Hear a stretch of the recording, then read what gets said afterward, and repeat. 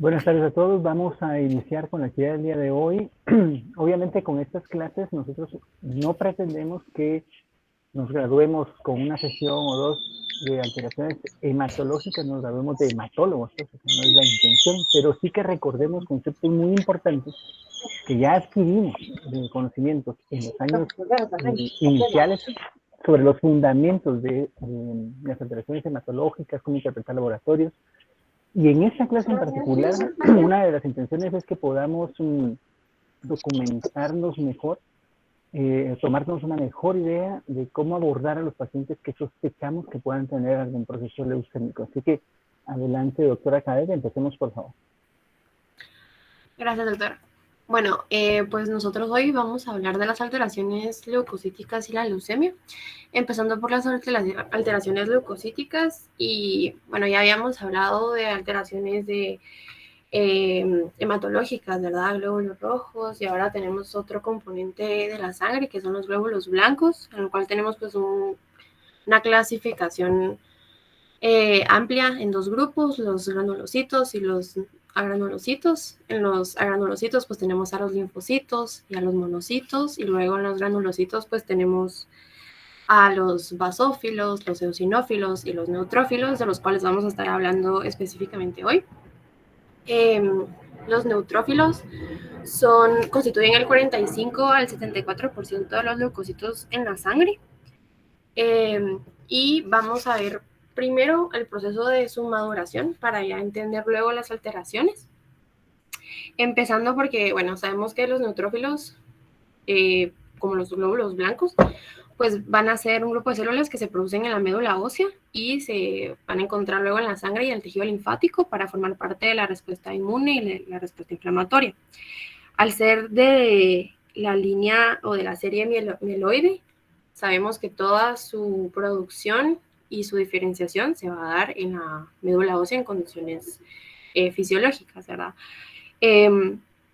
Vamos a ver que como parte de su maduración, vamos a empezar con la célula que va a ser el mieloblasto y vamos a terminar con el neutrófilo maduro, y este proceso va a tomar aproximadamente 2 semanas, empezando por el mieloblasto, que es la célula proliferativa, y esta célula va a madurar a promielocito, y el promielocito va a ser la célula que va a contar con los gránulos primarios, y estos gránulos primarios pues van a contener las enzimas y las defensinas que le van a dar la característica de pues importante para la destrucción de bacterias, sobre todo gram negativas, y para su función en la sangre, ¿verdad? Y luego del promielocito vamos a seguir con la diferenciación hacia el mielocito.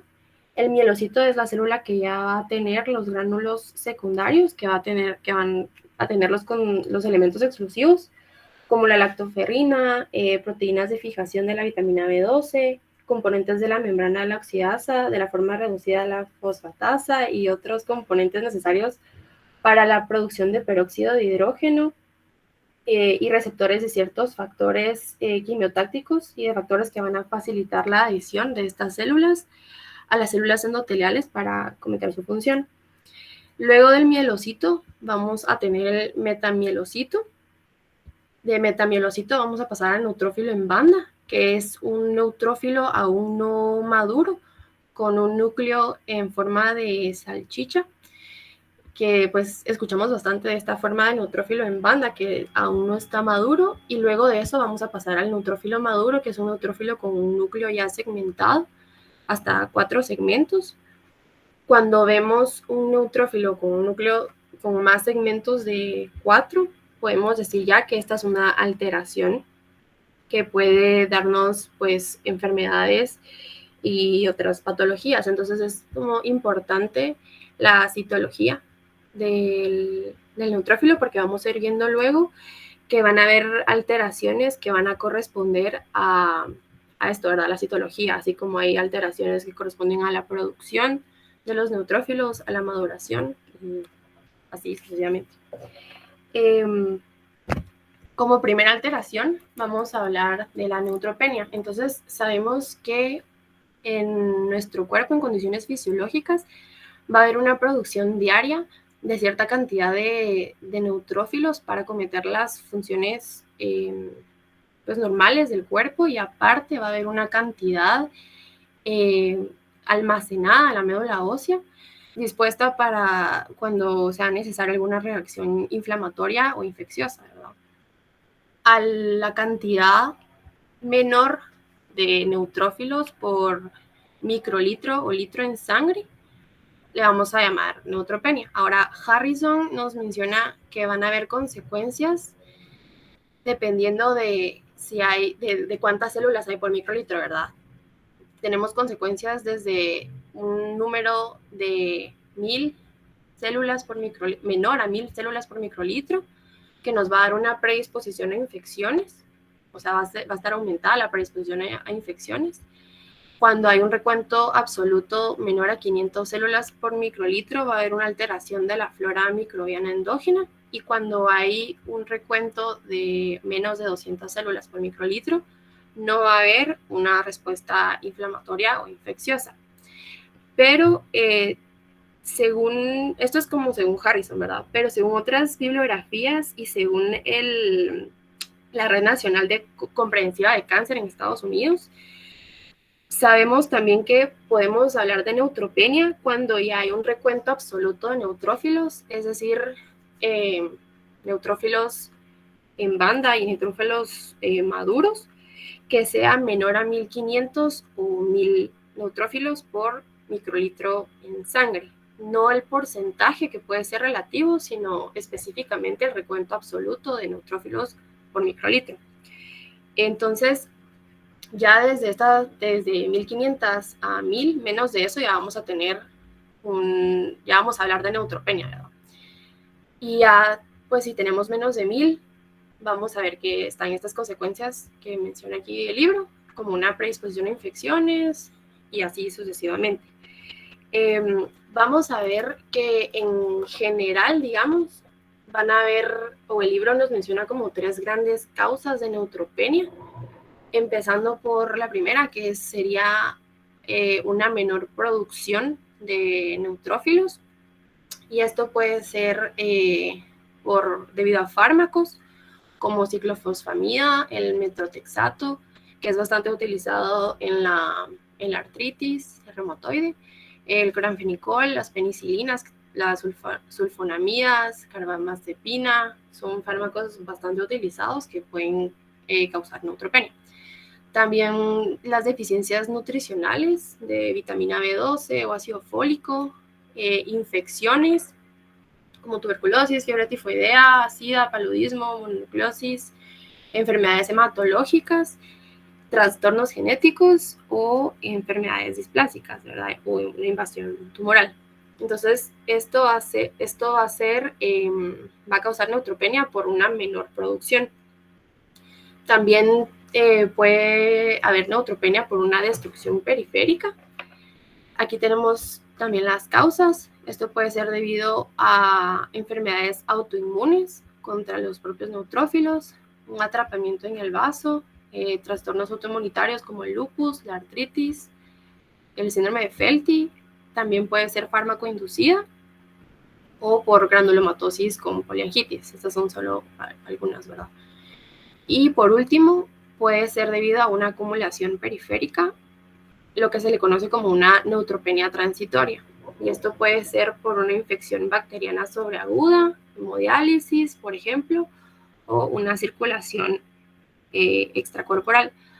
Entonces, como que aquí vamos a entender que como para entender esto, ¿verdad? Que los neutrófilos, como ya había mencionado, se van a formar en la médula ósea, y al momento de necesitarse alguna reacción inflamatoria o infecciosa en el cuerpo, estos van a ser movilizados de la médula ósea a través de la sangre hacia el tejido donde sea necesaria la reacción, ¿verdad? Y ya ahí los neutrófilos van a tener una serie de sucesos que les van a permitir adherirse al endotelio y pues empezar a causar la reacción inflamatoria.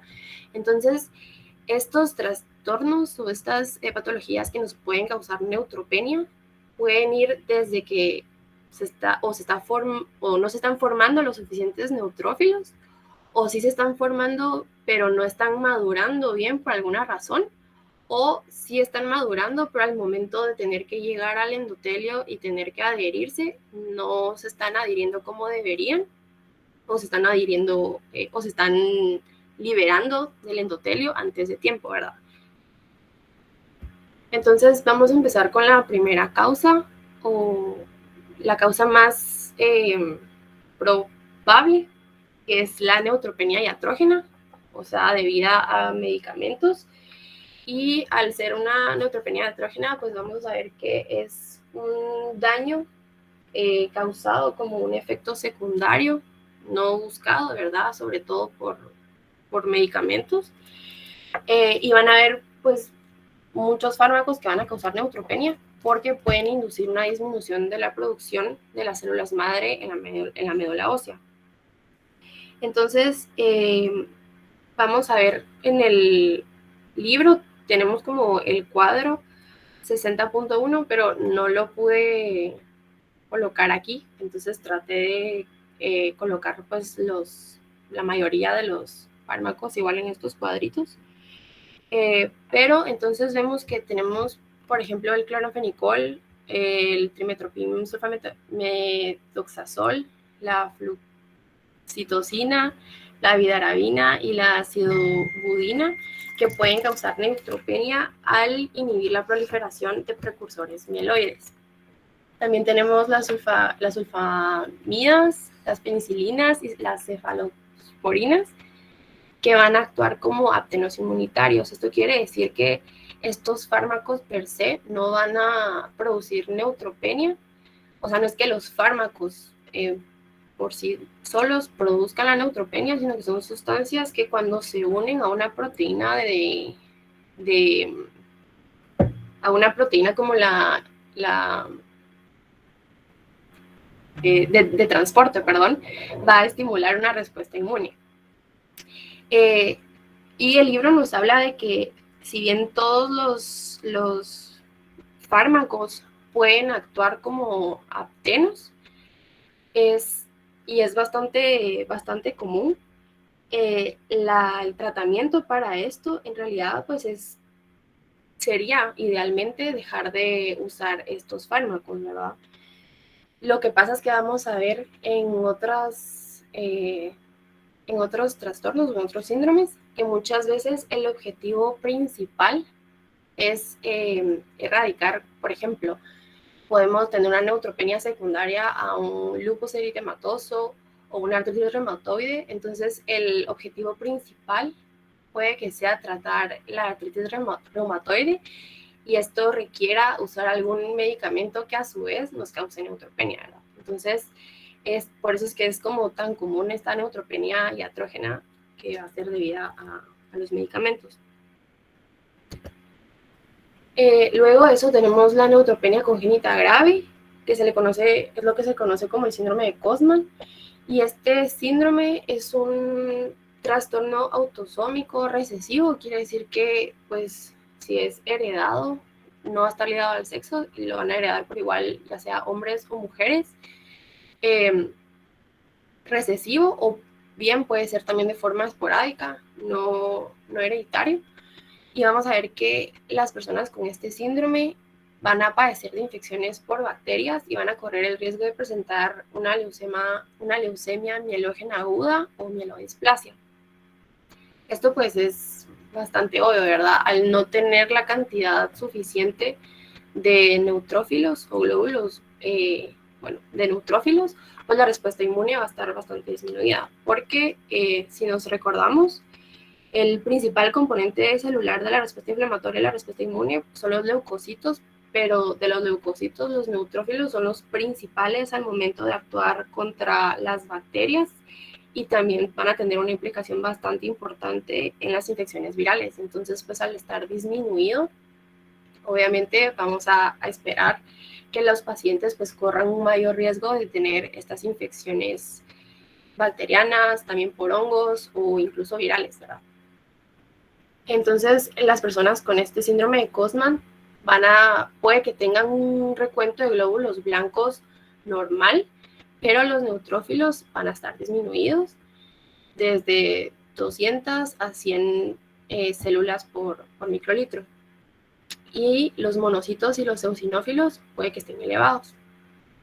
También tenemos una neutropenia étnica, y esta va a ser benigna porque también tenemos que saber que dependiendo de la raza, puede que algunas personas, como las que son de ascendencia africana o de Oriente Medio y judíos, ya de por sí van a tener recuento de neutrófilos más bajos, pero en ellos no se ha visto que esto tenga alguna implicación o que tengan mayor riesgo de infección, ¿verdad? Son personas que naturalmente tienen recuento de neutrófilos más bajos, pero esto es benigno. Luego tenemos el síndrome de Felty,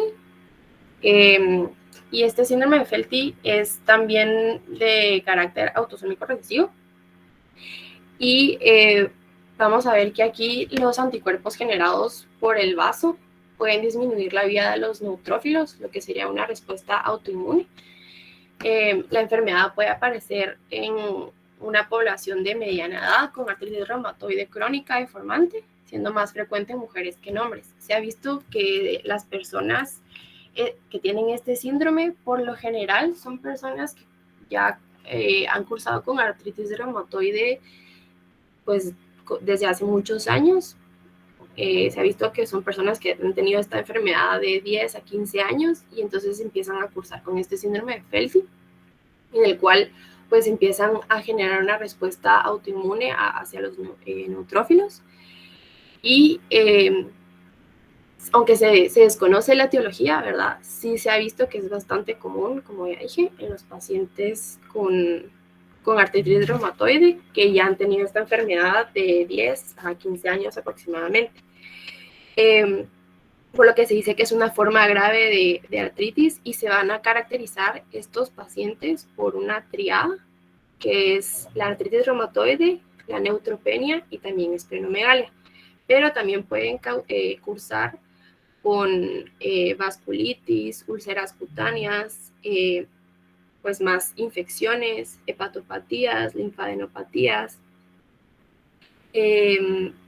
Frecuentemente estos pacientes van a tener infecciones bacterianas que afecten la piel o la boca o las vías respiratorias superiores e inferiores.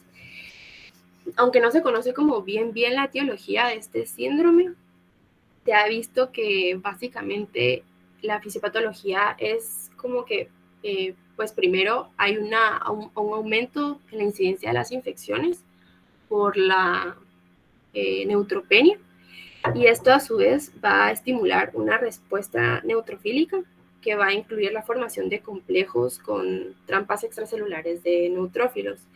Y esto básicamente son complejos con células con histonas desaminadas de las células patógenas, y estos complejos a su vez van a desencadenar la producción de autoanticuerpos antihistonas desaminadas, lo que va a hacer que haya como una respuesta alterada o respuesta exagerada de los neutrófilos. Entonces, eso también va a ayudar a que la cantidad de neutrófilos maduros disminuya aún más, ¿verdad? Ahora vamos a hablar de la neutrofilia, que es lo opuesto. La neutrofilia es cuando tenemos una elevación de neutrófilos, de recuento absoluto de neutrófilos por microlitro en sangre. Y el libro nos menciona que vamos a hablar de neutrofilia cuando hay un conteo de 10.000 a 25.000 neutrófilos en formas agudas. Y vamos a hablar de una reacción leucemoide cuando hay conteos de 30.000 a 50.000 neutrófilos por microlitro. Y esto va a ser diferente una reacción leucemoide a leucemia, ¿verdad? Y esto me pareció importante como aclararlo, y es que cuando hablamos de una reacción leucemoide estamos hablando de un conteo de neutrófilos elevado, más de lo normal. Pero a diferencia de la leucemia, en la leucemia vamos a tener células clonales y no va a ser benigno, ¿verdad? En cambio, en una reacción leucemoide, este aumento de neutrófilos va a estar dado ya sea por una respuesta infecciosa o inflamatoria y va a ser algo transitorio. Entonces, en cuanto se resuelve la patología, pues este conteo se esperaría que regresara a lo normal, mientras que en una leucemia esto no va a ser el caso, ¿verdad? Entonces, al igual que en la neutropenia, también tenemos las causas de la neutrofilia. La primera va a ser una mayor producción, y esto puede ser de etiología idiopática, también puede ser fármaco-inducida, como por glucocorticoides, que es bastante común, por infecciones bacterianas, micóticas, también puede ser por infecciones virales, por inflamación, ya sea una lesión por calor, infarto de miocardio y pulmones, estados de hipersensibilidad, enfermedades vasculares del tejido conjuntivo, enfermedades mieloproliferativas como la leucemia, la metaplasia mieloide, policitemia verdadera, y etc. Sabemos que las personas, esta fármaco inducida por glucocorticoides es bastante común. En las personas que tienen tratamientos con corticoides, vamos a ver que es una respuesta bastante inmediata después de algunas horas, que puede haber neutrofilia. También vamos a ver que, bueno, las infecciones y eso, pues ya sabemos que es pues por la misma necesidad aumentada de los neutrófilos. Luego tenemos la mayor liberación por la médula ósea, también puede ser por glucocorticoides, infección aguda o una inflamación. Puede ser también por una disminución o una deficiencia de la marginación, y cuando hablamos de marginación nos referimos al proceso que tienen los neutrófilos que cuando están en la sangre y llegan al sitio donde se necesita la reacción y tienen que adherirse, pues a esto se refiere con la marginación. Entonces puede que haya algún problema y los neutrófilos no se estén adhiriendo como deberían, que ya lo vamos a ver más adelante, y por eso es que vamos a tener neutrofilia. Esto puede ser causado por fármacos como la epinefrina, los glucocorticoides o los AINES. También puede ser causado por actividades como el ejercicio fuerte, el estrés o la excitación, y estos tres por la producción de adrenalina. Y pueden ser también por defectos o deficiencias en la adhesión leucocítica. Y tenemos otras causas diversas como trastornos metabólicos, cetoacidosis, insuficiencia renal aguda, intoxicaciones agudas, fármacos como el litio y hemorragias o hemólisis agudas. Entonces, vamos a hablar de las alteraciones de la adhesión, y tenemos que hay tres diferentes. Hay alteraciones en la adhesión 1, 2 y 3. Entonces, vamos a ver que se han descrito como tres tipos principales de déficit de adhesión leucocitaria, y todos estos van a heredarse de forma autosómica recesiva, o sea que no están ligados al sexo, y pues se necesita de ambos genes para que la persona herede esta alteración y la exprese.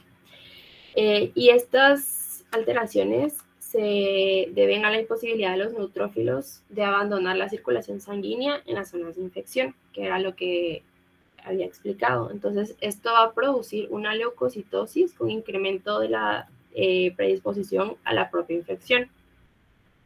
Entonces, vamos a ver que los pacientes que tienen la 1 o el déficit de adhesión leucocitaria 1 van a presentar mutaciones en el CD18, que es un componente de las integrinas, que básicamente son estas proteínas que permiten a los neutrófilos adherirse, y van a provocar esta alteración en la adhesión.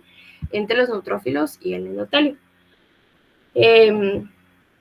Vamos a ver que estos pacientes van a tener una mayor predisposición a las infecciones bacterianas recurrentes, a las infecciones que afectan sobre todo a la piel, a la mucosa bucal y genital, al aparato digestivo y a las vías respiratorias superiores e inferiores.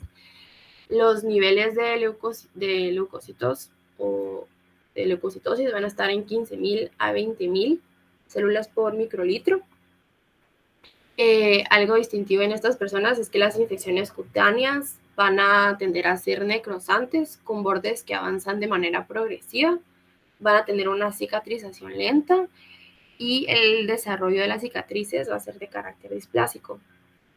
Las bacterias más frecuentes asociadas van a ser Staphylococcus aureus y las bacterias gram negativas entéricas. Luego, en los pacientes con el déficit de adhesión leucocitaria 2, ellos van a tener una susceptibilidad a las infecciones que va a ser menos intensa que los que tienen el déficit de adhesión leucocitaria 1. Y en ellos va a ser causado por una anomalía en la fucosilación en el ligando de los neutrófilos que interactúa con las selectinas en las células endoteliales. Entonces vemos que en los tres, pues obviamente van a ser alteraciones de la adhesión y pues la diferencia es que en la primera va a ser por una integrina, en la segunda va a ser por este ligando de los neutrófilos, pero siempre de adhesión. En los pacientes con LAB3, ellos se van a caracterizar por una propensión a padecer infecciones, leucocitosis y petequias por una deficiencia en la activación de la integrina a causa de las mutaciones en el gen. Es un gen distinto, es el gen FRMT3. Entonces, esto va a ser todo de las alteraciones en la adhesión, que es una de las causas de neutrofilia. También tenemos las alteraciones en los gránulos de los neutrófilos.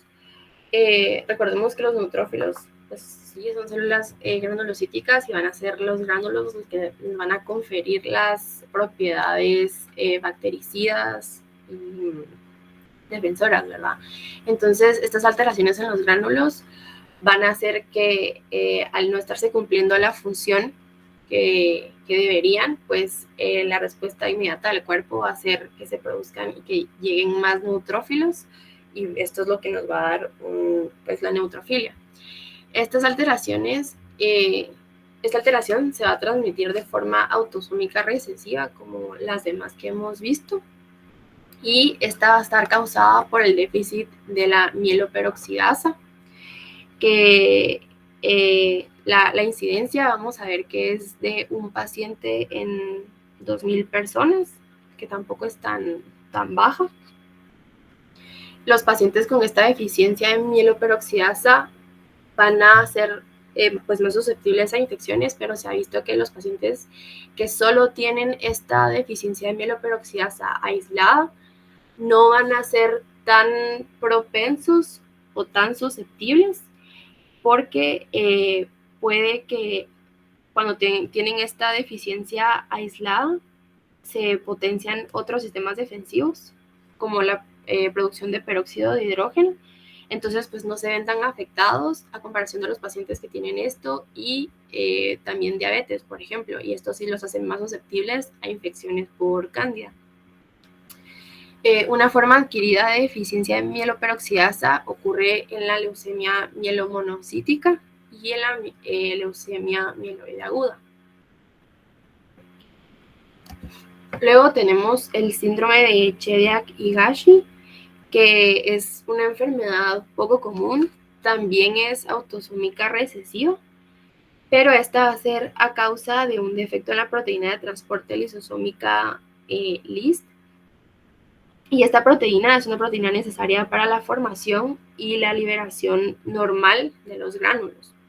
Entonces, los neutrófilos y las demás células que tienen lisosomas y tienen estos gránulos van a tener unos gránulos bastante característicos de gran tamaño. y esto hace que la enfermedad sea una enfermedad sistémica. Estos pacientes van a presentar nistagmo, albinismo, por eso les puse la foto, porque hay un fenotipo característico de estos pacientes que tienen nistagmo, albinismo, óculo cutáneo parcial, y también pues obviamente van a tener una incidencia alta de infecciones de etiología bacteriana. Algunos pacientes tienen una fase acelerada en su niñez y con un síndrome hemofagocítico y un linfoma activo que obliga a realizar un trasplante de médula ósea.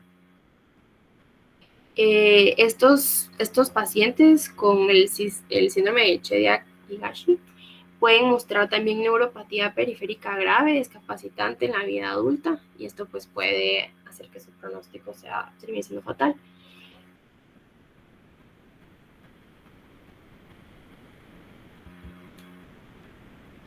Bueno, ahora pasamos a la parte de que solo son... Vamos a hacer una pausa aquí para un comentario. Estas alteraciones que la doctora ha mencionado son, es importante tener los conceptos básicos bien claros para que podamos después entender de qué manera vamos a abordar a esos pacientes. Recordemos que las alteraciones de laboratorios, las alteraciones bioquímicas o cualquier situación que salga de lo normal, no necesariamente es lo primario que debemos atender o tratar. O sea, supongamos que alguien tiene plaquetopenia, por ejemplo. Claro que si está sangrando le tengo que transmitir plaquetas, pero yo tengo que ver por qué está sangrando, por qué tiene plaquetopenia, cuál es la causa de esa alteración. Entonces, ya la doctora ha sido bastante amplia en la manera de abordar a estos pacientes con neutrofilia, con neutropenia, e incluso ha abordado algunos de los problemas específicos que tenemos que poner mucha atención. Y vamos a pasar a continuación a la descripción de los, digamos, problemas más característicos, o sea, de la alteración principal o de lo que deberíamos siempre de procurar descartar si encontramos alteraciones con neutropilias muy marcadas o con neutropenias también, sobre todo acompañadas de otras citopenias. Así que adelante, doctor, gracias. Ok, gracias, doctor. Nosotros vamos a empezar con lo que es una leucemia mieloide aguda, que es una enfermedad neoplásica caracterizada por la infiltración de la sangre, médula ósea y otros tejidos por la proliferación de células clonales, no diferenciadas del sistema hemopoético. La leucemia mieloide aguda es la leucemia más frecuente en ancianos con una mediana de 67 años. Los estudios de secuenciación del genoma sugieren que muchos casos de la leucemia mieloide aguda surgen de un número ilimitado de mutaciones que se acumulan con el paso del tiempo. ¿Podemos pasar a la siguiente, por favor? Pasamos a lo que es la etiología y la herencia. En forma típica, las neoplasias mieloides aparecen de forma esporádica en adultos y es rara la predisposición hereditaria. No obstante, las neoplasias mieloides con predisposición de la línea germinativa constituyen un componente de algunos síndromes clínicos descritos como originados por insuficiencia de la médula ósea, como es el caso de la anemia de Fanconi, el síndrome de Shwachman-Diamond y la anemia de Diamond-Blackfan. Ciertos síndromes con aneuploidía cromosómica en las células somáticas, como en la trisomía 21, se relacionan con una mayor incidencia de la leucemia mieloide aguda.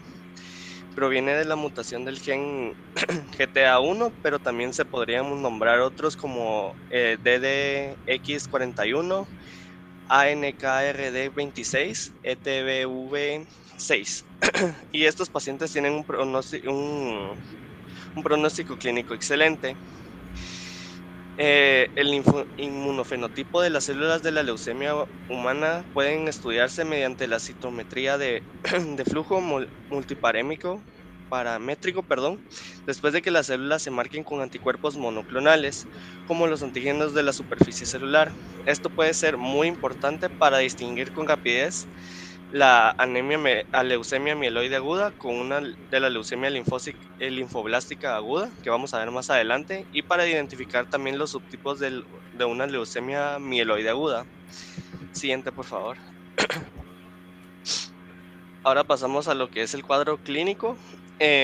Por lo general, esto es muy importante en estos tipos de leucemias, ya que los síntomas van a ser muy inespecíficos, que inician de manera gradual o súbita y que son consecuencias de la anemia, leucocitosis, leucopenia, disfunción leucocítica o una trombocitopenia. La fatiga suele ser el primer síntoma, por eso es que es muy difícil como empezar a diagnosticar una leucemia, porque si nos damos cuenta, el primer síntoma es una fatiga, entonces puede ser muy generalizada este síntoma. La fiebre suele ser un síntoma inicial en el 10% de los casos. Es importante porque en todas las leucemias podemos encontrar lo que es la fiebre, pero es otro síntoma inespecífico, pero lo importante de esto es preguntarle al paciente en qué momento le da la fiebre, porque en algunas literaturas o estudios que puede alcanzar a leer, ellos sugieren que la fiebre se da durante la noche o tienen una sudoración nocturna. Entonces en la anamnesis es un poquito importante preguntar en qué momento de la noche o en qué momento del día les da la fiebre, ¿verdad? En ocasiones, el síntoma inicial es el dolor óseo, linfadenopatías, tos inespecífica, cefalea o diaforesis. Los sitios afectados con mayor frecuencia son la piel, ganglios linfáticos, tubo digestivo, tejido blando y testículos. De forma típica, si el cuadro inicial es de un sarcoma mieloide aislado, el paciente terminará por mostrar con rapidez afectación de la sangre, la médula o ambas, y no podrá ser curado con tratamientos solos, como radiación o cirugía. Siguiente, por favor. Bueno, también vamos a encontrar manifestaciones físicas. Para la fecha del diagnóstico, por lo común se identifican fiebre, infección y hemorragia. Con menor frecuencia aparecen en el comienzo, esplenomegalia, hepatomegalia, linfadenopatía y dolor de huesos, como ya habíamos mencionado. La hemorragia secundaria a coagulopatías puede ocurrir en la leucemia mieloide aguda, monolítica y con grados extremos de leucocitosis o trombocitopenia en algunos otros subtipos morfológicos. Se detectan hemorragias retinianas en 15% de los pacientes. La infiltración en las encías, piel, tejidos blandos o meninges con blastocitos leucosémicos al momento del diagnóstico es característica de los subtipos monocíticos y los que tienen anomalías cromosómicas 11q23. Siguiente, por favor.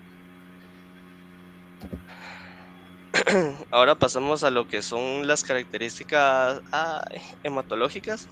Por lo regular se detecta una anemia en la fecha del diagnóstico, por lo que regular no es intensa. La anemia casi siempre es normo-normo. La mediana del recuento leucocítico al hacer el diagnóstico es cercana a las 15.000 células por microlitro. Los recuentos plaquetarios son menores de 100.000 en el 75% de los casos. Los gránulos cilíndricos anormales llamados bastones de Auer no siempre existen, pero cuando están presentes es casi seguro que está alterado el linaje mieloide. Siguiente, por favor. Bueno, ahora pasamos a lo que es el tratamiento. Es importante aclarar el subtipo de leucemia mieloide con la que nos encontramos, ya que el pronóstico varía según el subtipo que se identifique, ya que no todas van a tener el mismo pronóstico. Las pruebas iniciales deben valorar la integridad funcional de los principales sistemas orgánicos, incluidos el cardiovascular, el pulmonar, el hepático y el renal. La mayoría de los individuos tienen anemia y trombocitopenia en la valoración inicial. La sustitución de hemoderivados pertinentes debe iniciarse pronto, en caso de ser necesario, como la disfunción plaquetaria cualitativa o la presencia de una infección aumenta la probabilidad de una hemorragia, o la evidencia de la hemorragia justifica la transfusión de plaquetas inmediata, aun cuando el descenso del recuento plaquetario sea solo moderado. El tratamiento del paciente con diagnóstico reciente de leucemia mieloide aguda casi siempre se divide en dos fases, en la fase de inducción y el tratamiento posterior a la remisión. El objetivo inicial es inducir a la remisión completa. El tratamiento de inducción inicial y las medidas posteriores a la remisión se escogen con base a los factores como la edad del paciente, su buena condición general y riesgos citogénicos y moleculares. intensificación del tratamiento con citarabina y antraciclinas en los pacientes jóvenes aumenta la tasa de curación de la leucemia mieloide aguda. La quimioterapia de inducción consiste en una quimioterapia combinada con citarabina y antraciclina. La citarabina es un antimetabolito específico para la fase S del ciclo celular que fosforila dentro de la célula hasta su forma trifosfato que activa que interfiere en la síntesis del ADN. Las antraciclinas se intercalan en el ADN y se cree que su principal mecanismo de acción es la inhibición de la topoisomerasa 11, lo que causa roturas en el ADN. Ahora también tenemos un tratamiento posterior a la remisión, que la inducción de su primera remisión completa prolongada es crucial para la supervivencia sin enfermedad en la leucemia mieloide. Sin embargo, sin tratamiento adicional, todos los pacientes que no vayan a su tratamiento adicional pueden recaer otra vez a la misma enfermedad. Algunas antraciclinas que podemos ver en el cuadro que tenemos es doxorubicina, epirubicina, daunorubicina y antraquinonas que te podemos encontrar como una mitoxantrona. Siguiente, por favor. Aquí en el libro podemos encontrar este esquema que es muy importante para seguir después de tener el diagnóstico de una leucemia mieloide, ¿qué podemos hacer? ¿Qué caminos podemos seguir? Y cuál es, si tiene un tratamiento previo, si lo tiene o no.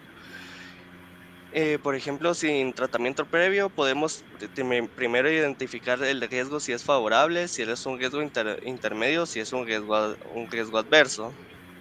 Y todos estos nos van a ir llevando, o el propósito de todo este esquema es la remisión completa de la leucemia.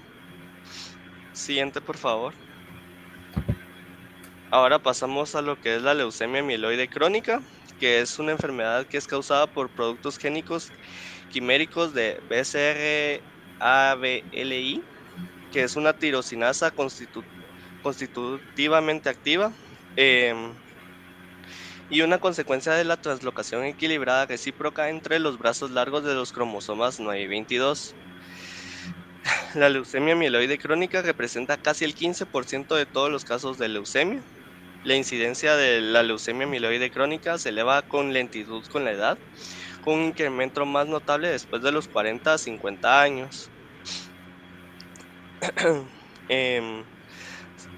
Y sin tratamiento, la evolución de la leucemia mieloide crónica puede ser bifásica o trifásica, con una fase temprana de evolución lenta o fase crónica, seguida a menudo de una fase acelerada y una fase blástica terminal. Siguiente, por favor. No se han identificado agentes causales y no existen asociaciones con exposición a benceno u otras toxinas como fertilizantes, insecticidas o virus. La exposición a radiaciones ionizantes ha incrementado el riesgo de la leucemia mieloide crónica, con cifras máximas de 5 a 10 años después de la exposición relacionada con la dosis. La mutación de T922 está presente en el más del 90% de los casos de leucemia mieloide crónica clásica. En consecuencia, la translocación recíproca equilibrada entre los brazos largos se da en los cromosomas 9 y 22, como podemos ver en la imagen que se encuentra abajo. Y la leucemia mieloide crónica se define por la presencia de la anomalía del gen que se mencionó en un paciente con una neoplasia mieloproliferativa. Se presenta en las células hematopoyéticas, mieloides, eritroides, megacariocitos e inmunocitos, menos a menudo en los linfocitos B maduros, y no está presente en otras células del cuerpo. Como resultado de la translocación, las secuencias del ADN del oncogen celular ABLI sufren una translocación del gen de la siguiente zona de los conglomerados del sitio de rotura. en el cromosoma 22, por lo que se genera el gen híbrido BCR-ABLI. Es por eso que se sufre esa translocación. Y esa oncoproteína muestra una actividad constitutiva de sinasa que ocasiona la proliferación excesiva y disminución de la apoptosis de las células de la leucemia mieloide crónica, lo que las impulsa a tener ventajas en el crecimiento en comparación con sus contrapartes normales. Con el tiempo se suprime la hematopoiesis normal, pero pueden persistir células madres normales que pueden resurgir después de un tratamiento eficaz. Siguiente, por favor. Las manifestaciones clínicas podemos volver a encontrar fatiga, malestar general, la pérdida de peso. La pérdida de peso también, no solo en las leucemias mieloides vamos a ver, sino también en las leucemias linfocíticas vamos a encontrar también, por lo que también tenemos que prestarle mucha atención en la anamnesis cuando el paciente nos diga que si ha sufrido una pérdida de peso. También vamos a encontrar una saciedad precoz, dolor por tumoraciones del cuadrante superior izquierdo del abdomen. La mayor parte de los pacientes con leucemia mieloide crónica se presenta con una fase crónica o de evolución lenta. Manifestaciones menos comunes que vamos a encontrar en ellos van a ser los eventos trombóticos o vaso-oclusivos. La esplenomegalia es el dato más común en la exploración física, que ocurre en el 20 al 70% de los pacientes dependiendo de la frecuencia de las afecciones de la salud. Otras manifestaciones menos comunes incluimos la hepatomegalia, que solo se ocurre de un 5 al 10%, linfadenopatías otra vez un 5 al 10% y una enfermedad extramedular. Manifestaciones hematológicas que nosotros vamos a ver y de la médula también, es una leucocitosis que varía de 10.000 a 500.000. El recuento diferencial en la sangre periférica muestra un desplazamiento de la hematopoiesis hacia la izquierda con predominio de los neutrófilos y la presencia de bandas, mielocitos, metamielocitos, promielocitos y células madre. Con frecuencia hay un incremento de basófilos, eosinófilos o incremento de ambos. Es común la trombocitosis, pero la trombocitopenia es muy rara y cuando se presenta es un parámetro de mal pronóstico, ya que se puede relacionar con una aceleración de la enfermedad o una causa no relacionada. Siguiente, por favor. Ahora pasamos a lo que es el tratamiento. En el tratamiento vamos a utilizar inhibidores de la tirosina sinasa. Vamos a encontrar 6 fármacos que van a ser dasatinib, nilotinib, bosutinib, panitivib y mepesuccinato de omexatina. Las indicaciones aprobadas van a ser, no todas van a estar aprobadas para todas las fases. También tenemos lo que es las dosis por cada una de las medicinas y los efectos adversos o tóxicos importantes que debemos de tomar. El tratamiento de primera línea está aprobada la combinación de imatinib por vía oral con una combinación de nilotinib 2 veces al día. Y también una consideración como especial es que tienen que tener el estómago vacío. Siguiente, por favor. Pasamos a lo que es la leucemia linfoide aguda.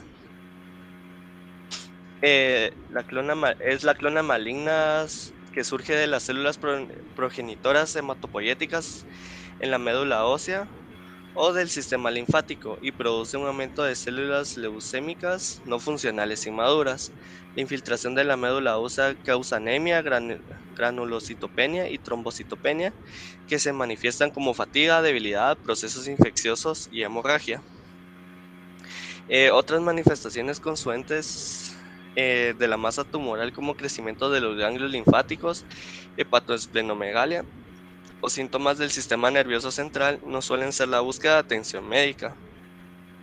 La incidencia es alta en las personas mayores de 65 años, aunque también esta enfermedad se puede dar en niños. La incidencia es 20 veces mayor en personas con síndrome de Down. Siguiente, por favor. La herencia. Pasamos a la etiología y trastornos congénitos. La herencia de ciertas enfermedades y la exposición a la radiación ionizante o a ciertas sustancias químicas se puede incluir la quimioterapia. Los pacientes con algunas anormalidades cromosómicas congénitas raras tienen mayor riesgo de desarrollar una leucemia aguda.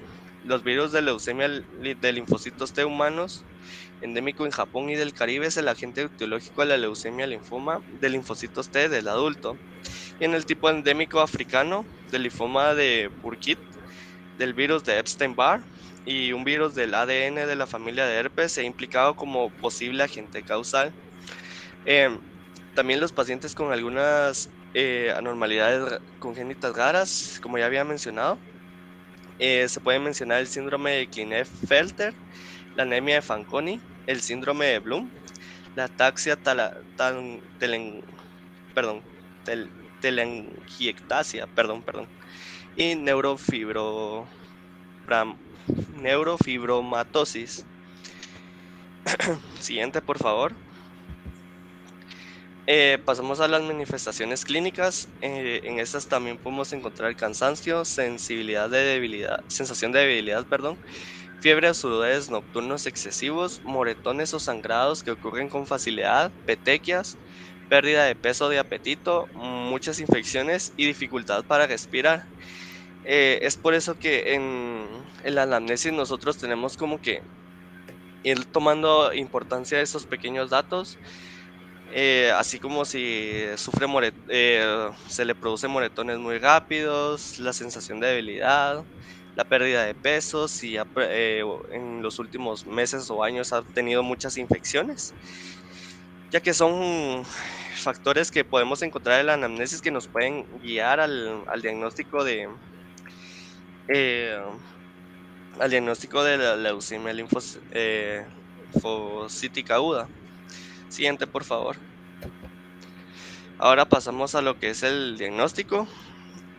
El diagnóstico de la leucemia aguda se hace con el examen de sangre periférica y el de médula ósea. El examen de sangre periférica muestra una anemia característica, trombocitopenia y neutropenia.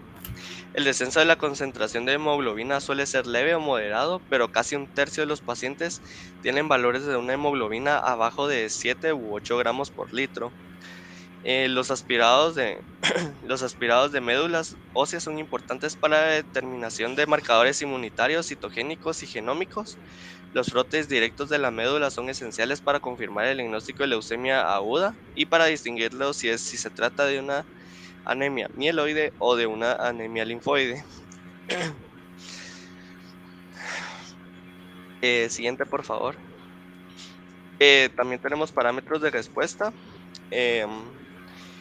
La terminología que se puede usar es la remisión completa, que su definición son células leucémicas no detectables por microscopía óptica por debajo del 5%. Una remisión molecular completa con una MRD negativa, que es un paciente en remisión completa, MRD no detectable en 0.01%. Una falla molecular, que es una MRD positiva, que se trata de un paciente de remisión hematológica completa, pero no en remisión en remisión molecular completa. Una recaída molecular, que es un paciente en remisión completa que tenía remisión molecular completa, y son células blásticas leucémicas que podrían detectarse en la médula ósea, pero no se detectan. Y una recaída hematológica, que es por arriba del 5% de las células de la leucemia linfoide aguda en la médula ósea o que se presenten en la sangre. Siguiente, por favor. Pasamos a lo que es el tratamiento. El objetivo del tratamiento de inducción es lograr una remisión completa o aún mejor una remisión molecular completa, valorada por lo general de 6 a 16 semanas después del inicio de la quimioterapia. El resultado de la leucemia linfoide aguda tiene una relación estricta con la edad del paciente, ya que existen protocolos terapéuticos que consideran la edad de un paciente individual. Los tratamientos inspirados en la pediatría para adolescentes y adultos jóvenes implican una mayor intensidad farmacológica en varias etapas del tratamiento, incluidas dosis acumulativas más altas de fármacos como glucocorticoides, vincristina, L-asparaginasa y el tratamiento consuente dirigido al sistema nervioso central, que debe cumplirse de manera estricta, lo que reduce la participación en un trasplante de células madre en tales casos. Ya en tratamiento de un adulto un poco más grande, los resultados terapéuticos para estos tipos de pacientes em, han tenido mejorías moderadas. La supervivencia general es del 36%, con una variación amplia del 27 hasta el 60%, por las diferencias de la intensidad del régimen quimioterapéutico y el resultado del trasplante de células madres.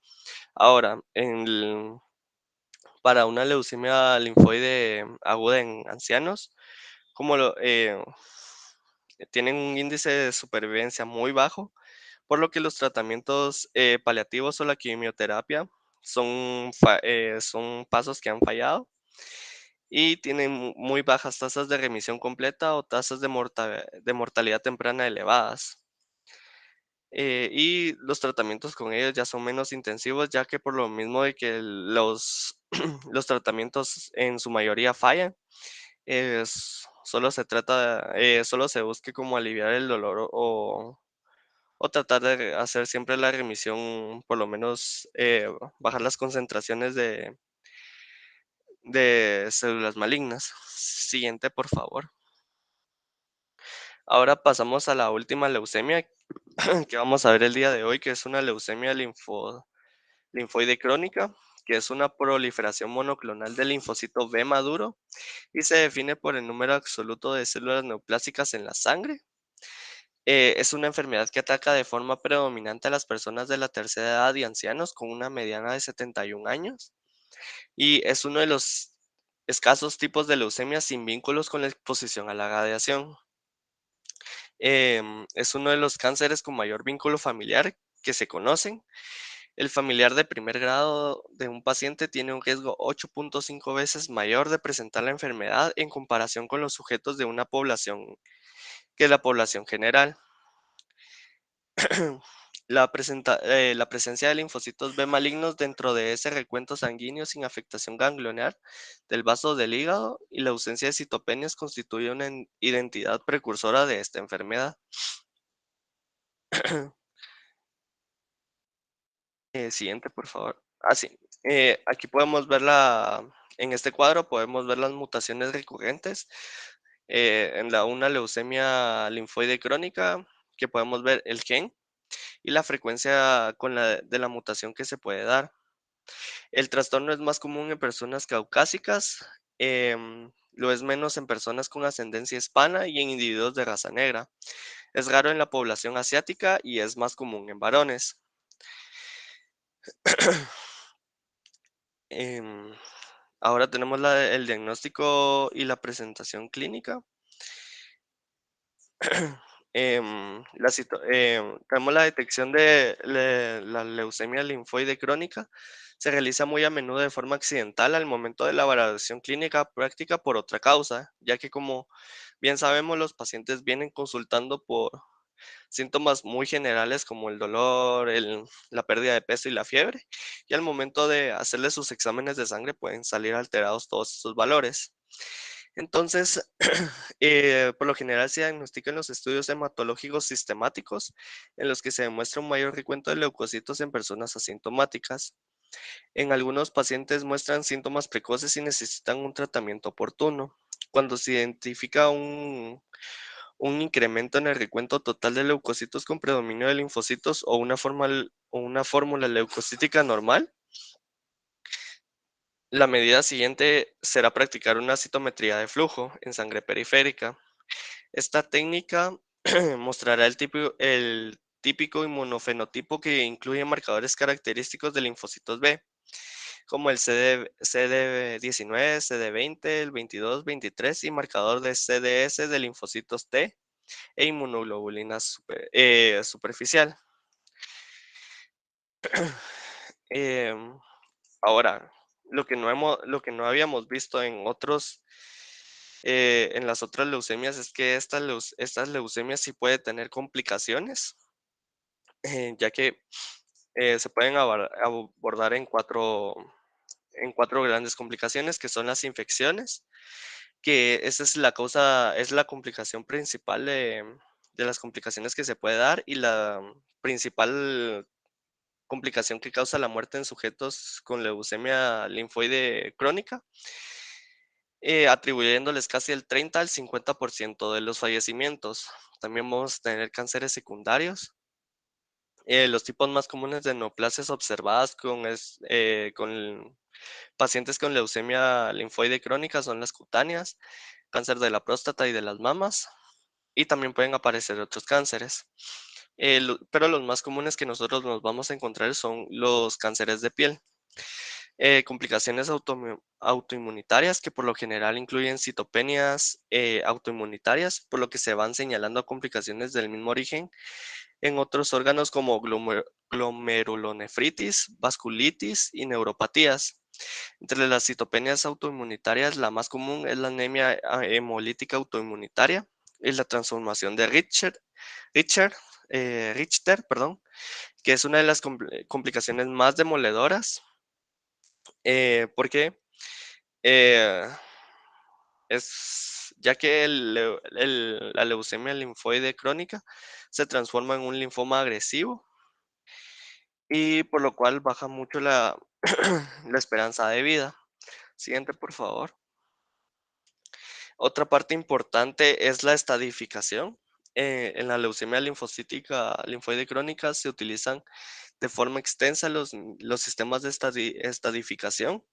El sistema RAI se utiliza muy a menudo en Estados Unidos y el sistema Binet se usa más en Europa. Ambos pueden identificar leucemia linfoide crónica con base en el volumen de la enfermedad y la insuficiencia de la médula ósea. Los dos dependen de datos de la exploración física y de estudios de laboratorios y no necesitan de estudios de imágenes o de análisis de la médula ósea. Y los sistemas iniciales de estadificación pueden anticipar con certeza la supervivencia de la enfermedad. Aquí podemos ver qué parámetros usa el sistema de estadificación GAY y y el sistema de estadificación Binet. Siguiente, por favor. Ahora pasamos a lo que es el tratamiento. em, que el tratamiento primero vamos a tener los criterios para iniciar el tratamiento. Los síntomas indican la necesidad de una terapéutica en la leucemia linfoide crónica, que son pruebas de insuficiencia medular progresiva, la esplenomegalia masiva, la linfadenopatía masiva, anemia o trombocitopenia inmunitaria que no reacciona al tratamiento corriente y síntomas de orden general. Siguiente, por favor. Ahora, y ya para terminar, vamos a pasar a lo que es el tratamiento de la leucemia linfoide crónica, que son quimioinmunoterapias y administración de anticuerpos monoclonales, inhibiciones de la señal del receptor de linfocitos B y tratamientos antiapópticos. Y lo más importante de todas estas leucemias es, primero que nada, siempre revisar la hematología, ya que los valores de los glóbulos blancos siempre nos van a salir alterados, van a salir muy elevados. Y lo que nosotros también tenemos que ir viendo es em, los los niveles de los porcentajes de los glóbulos blancos, ya que en las leucemias linfoides vamos a encontrar los niveles de neutrófilos muy bajos y los niveles de los linfocitos extremadamente altos. Posterior a esto, también, ya que nosotros podemos ir viendo esto, también ver los niveles de hemoglobina, que también van a estar bajos y no solo, también nos puede traer complicaciones posteriores. Y también los niveles de plaquetas, ya que son otros que se van a encontrar muy bajos. Y esto tenemos que tener el cuidado en el manejo de los pacientes, ya que cualquier tipo de sangrado que ellos empiecen a presentar puede ser mortal para ellos. Y eso sería todo, doctor. Muy bien.